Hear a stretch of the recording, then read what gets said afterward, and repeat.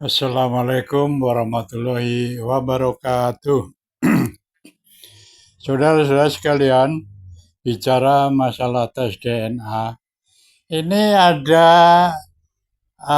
pribadi-pribadi atau sekelompok orang atau segerombolan orang yang takut sekali tes DNA. Jadi tes DNA itu kayak momok yang menakutkan, kayak hantu yang menakutkan sekali. Siapa itu? Yaitu kelompoknya Rizik Syihab, Bahar Smith, ya, Hanif Alatos, terus Asegaf, ya, Taufik Asegaf. Pokoknya semua Habib-Habib yang selama ini mengaku-ngaku berkoar-koar, kamilah cucu Nabi, kami dzurriyyah Rasul. Nah, mereka itu yang takut sekali dengan tes DNA, ya. Tes DNA diprediksi ke depannya bukannya hilang, malah tambah canggih dan nanti-nantinya tidak ada satupun orang yang bisa menghindari tes DNA. Kita masih ingat ya, belum lupa kok, masih ada di otak kita. Waktu itu si Rizik Syihab ngomong, bagi siapapun yang mengaku-ngaku dzurriyyah Nabi harus tes DNA, ya, harus tes DNA supaya ketahuan, ya, DNA Nabi kemana, DNA Habib palsu kemana. Nah, itu Rizik Syihab yang ngomong sendiri tuh. Kita belum lupa kok. Dan sampai kapanpun nggak akan lupa karena jejak digital nggak akan hilang. Itu nempel terus tuh digitalnya tuh di sana tuh, di pusat pengendalian digital itu. Nggak mungkin hilang itu. Dan Rizik Syihab itu kalau punya malu harusnya udah malu sekali. Teriak-teriak koar-koar siapapun yang ngaku-ngaku Habib harus tes DNA. Dia sendiri nggak berani tes DNA. Ketakutan sampai hari ini. Ini mungkin harusnya tahu ya. Oh ternyata benar ya. Mereka diragukan dzurriyyah nabinya karena tes DNA aja tidak berani. Berarti benar nih Kiai Imad. Kan harusnya begitu otaknya. Tapi alhamdulillah sampai saat ini sudah ribuan ya, puluhan ribu mukibin sudah sadar. Sudah berkurang banyak sekali itu mukibin-mukibinnya akut pada Habib. Sudah berkurang banyak. Pendawiran pun sekarang sudah sepi ya, sudah nggak kayak dulu. Untuk itu bicara nasab, ayo kita saksikan bersama video berikut ini. 10 tahun lagi kita itu wajib tes DNA dalam rangka untuk meningkatkan dari sidik jari menjadi genetika, sehingga kita seperti dalil tadi itu kita memang akan menjadi lebih valid gitu loh. Jadi kalau sekarang itu hanya menggunakan sidik jari kan itu pengetahuan sekarang karena itu sudah murah, sedangkan tes genetika itu masih mahal. Tapi saya yakin gitu, suatu saat itu orang nggak bisa mengelak dari tes DNA, gitu. Dan gini juga Pak Wasu, dari hasil tracking tes DNA di kondisi harga tertentu, apalagi nanti kalau yang sampelnya itu 3 poin rambut, air liur, darah, itu nanti akan diidentifikasi satu penyakit bawaan leluhur. Ada itu. Kemarin saya itu hampir 2 jam ngobrol sama Pak Sugeng, nunjukin beberapa data. Jadi yang namanya tes DNA itu tidak hanya berkaitan tentang jalur silsilah nasab. Dalam hal ini adalah peta migrasi, misalkan Pak Wahyu nih, misalkan dari India, nanti leluhurnya yang kesekian dari mana. Bukan hanya itu, tetapi juga nanti ada semacam koloni. Pak Wahyu ini persaudaraan sesuai hasil tes DNA, nanti dari Iran berapa orang yang sudah tes DNA, dari Irak berapa, dari Afrika berapa. Sekaligus nanti dari silsilah hasil tes DNA yang Pak Wahyu sudah sampaikan di BRIN dan beberapa laboratorium, itu akan teridentifikasi penyakit leluhur dari Pak Wahyu, penyakit bawaannya apa saja, kemudian watak-wataknya apa saja, seperti itu. Itulah ilmu DNA atau dalam bahasa Nabi dulu namanya ilmu qiyafah, seperti itu. Nah, jadi jelaskan, jadi begini, tak perkuat ya. Misalkan ada suatu penyakit, ya, penyakit seperti inilah, golongan darah kan ada A, B, O dan sebagainya.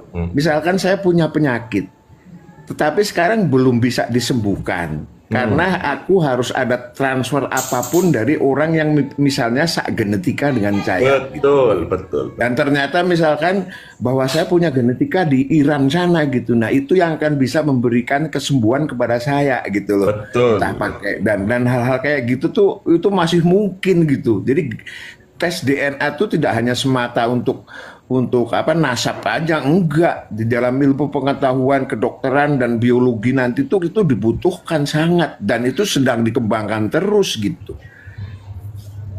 Cuma yang menjadi lucu itu yang dulu-dulu gembar-gembor tes DNA supaya bisa diketahui mana Khabib asli, mana palsu. Kok sekarang timbul mengatakan menantunya Karom, katanya gimana itu? Ya gini, kita itu sebenarnya dengan apa yang sudah dilakukan oleh Kiai Imad dan para pendukungnya sebenarnya sudah cukup gitu ya. Karena hal ini adalah ilmu pengetahuan, ya. Ilmu pengetahuan seperti yang Kiai Imad lakukan itu juga akan diverifikasi, akan diteliti oleh generasi selanjutnya kan gitu. Dan itu akan terjadi terus-menerus. Jadi kita tidak perlu sampai final gitu bahwa Habib itu palsu atau tidak. Tapi sekarang secara nalar orang sudah tahu bahwa Habib itu palsu gitu loh. Iya. Jadi untuk Habib palsu itu nggak perlu ada surat dari NU bahwa Habib palsu, surat dari pemerintah bahwa Habib palsu, nggak perlu. Tapi nalar kita itu kan sudah terbukti, banyak mukibin yang sadar kok sekarang. Nalar dan kemudian yang lebih berbahaya adalah sanksi moral dari masyarakat, Pak Wahyu. Itulah, dan itu akan terkena terus. Sekarang sudah ada kok gitu. Mereka kan sekarang mempertahankan diri. Kalau saya pun jadi Habib, saya akan begitu dong, karena buah si malakama. Saya ngaku juga nggak punya data, tidak ngaku juga. Ya udah, saya lebih baik mempertahankan prinsip saya kan gitu. Syukur-syukur kan masih ada tawiran sedikit-sedikit kan gitu. Jadi nggak mungkin mereka itu akan legowo, nggak mungkin. Tapi kita juga jangan pesimis, karena kalau saya percaya bangsa Indonesia ini, kaum Nahdliyin khususnya itu orang pinter-pinter gitu loh. Cuman nggak sok gitu loh. Jadi begitu, jadi nggak perlu nanti NU yang menetapkan bahwa ini adalah palsu, nggak perlu. Itu cukup bukunya Kiai Imad, karena bukunya Kiai Imad itu akan dibaca oleh santri, oleh orang awam, orang apapun di kemudian hari gitu loh. Jadi wong baru 3 tahun aja udah rungkat kok, apalagi 10 tahun gitu. Nggak bisa. 10 tahun hancur lebur.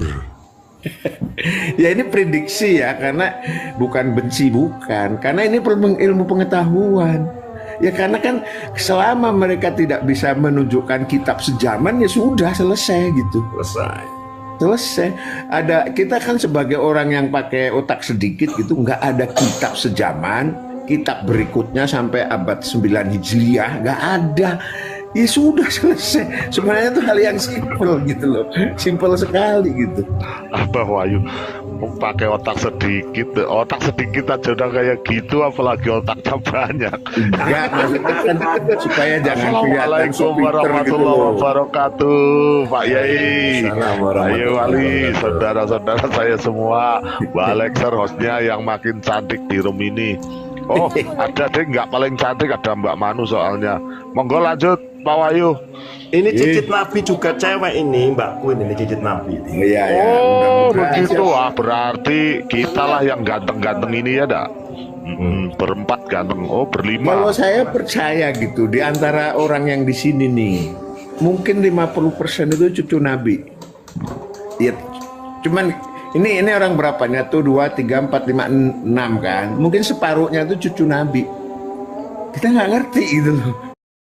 6 kan? Mungkin separuhnya itu cucu Nabi. Kita nggak ngerti gitu loh.